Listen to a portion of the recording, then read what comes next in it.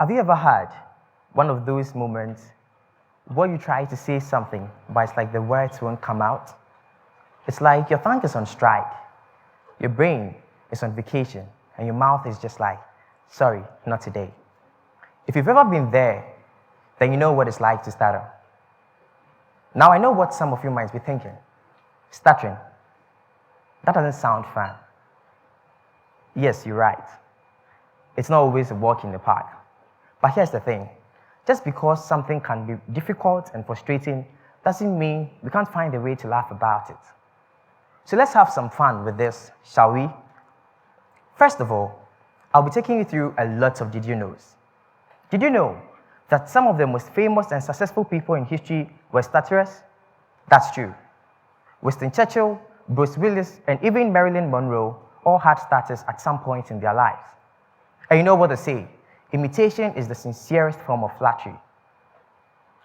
So in case you find yourself stuttering, just think of it as your personal tribute to these iconic figures. But let's be real for a second. Stuttering can be tough. It's not easy to stutter, especially if you're a kid. You've got school, you've got friends, and you've got a million other things to worry about. And imagine if you stutter on top of all that. You probably think the world is playing a cruel joke on you. But here's the good news. You are not alone in this. In fact, did you know that about 1% of the world's population stutter? That's over 70 million people. And every single one of them is awesome. So you're in good company. But what's the point of all this? I feel it's high time we embraced our stutter. We embraced our individual challenges, went back into our roots to embrace all those challenges. Historically, stuttering was viewed in different ways by different societies.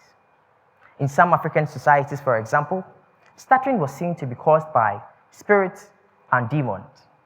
People who stuttered were seen to have been possessed or being cursed, and sometimes subject to cruel and inhumane treatment to rid them of their afflictions. Despite all these negative beliefs, there were some positive ones. People who stuttered in some African societies were seen to have been wise and full of intelligence. They were seen to be filled with creativity. They were seen to be deep thinkers, storytellers, poets. So what's your excuse? Growing up, I knew that something was different about the way I spoke. I would stumble over my words, repeat sounds and syllables, and struggle to get my thoughts out.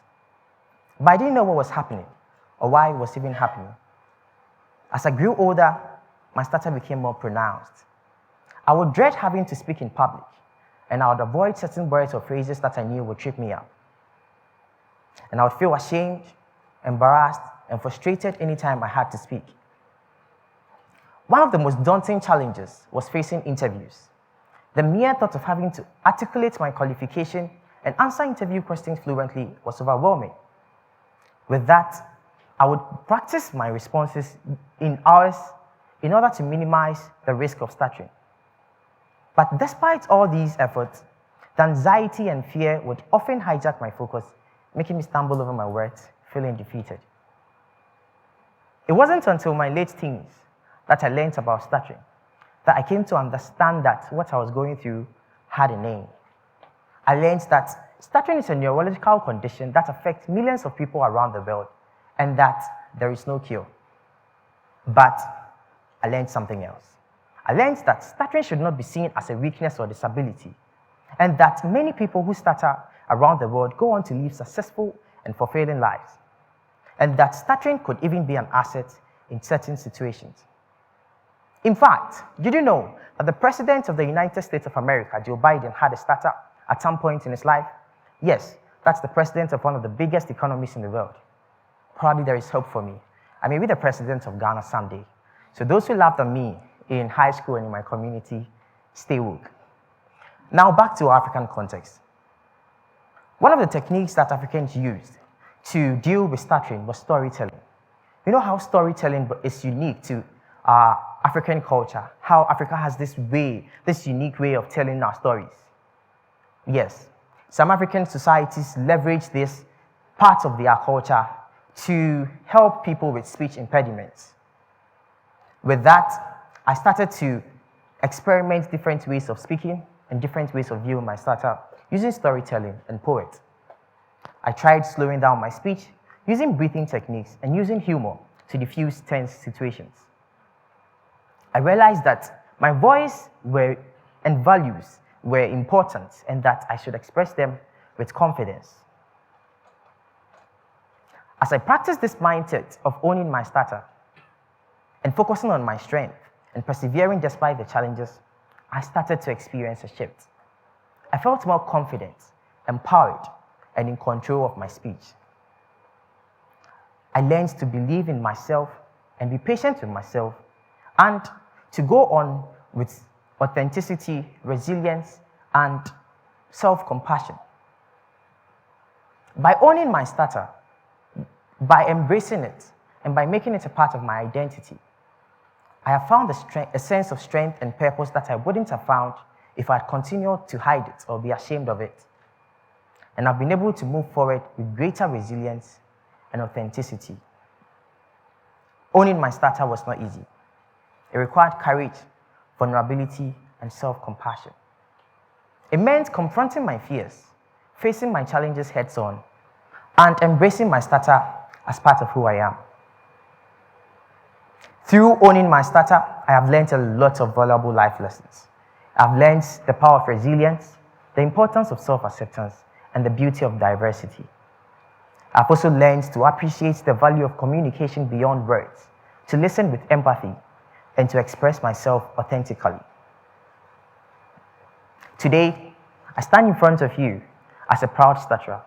I no longer see my stutter as a burden, but as a gift, and I'm grateful for the lessons it has taught me, for it has made me the person I am today. I encourage each and every one of you to go back, own your individual challenges, whatever they may be, embrace them, learn from them, and use them as sources of strength and purpose. So my friends, I have a simple challenge for you today. Take a deep breath. Think about what Sankofa might mean for you. What challenge or obstacle have you faced in your life? What have you been hiding or feeling ashamed of? What part of your identity are you trying to suppress or trying to change?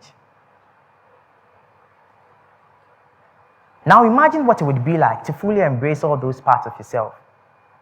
Imagine how liberating that would feel, how empowering. It is not always easy, of course. It can be scary to be vulnerable, to reveal parts of ourselves that we've kept hiding for so long. But the rewards are worth it. My journey to owning my stutter has been a transformative experience. It has taught me that our struggles do not define us, but how we own them do. I hope my story today has inspired you to go back and get whatever challenge you have faced and use them as a source of strength. Let's strive to create a world where everyone, regardless of their speech or any other challenge, feels respected, valued, and heard. Thank you for listening to me, and let's continue to own our status, and that by embracing them, we can find our own Sankofa. Thank you.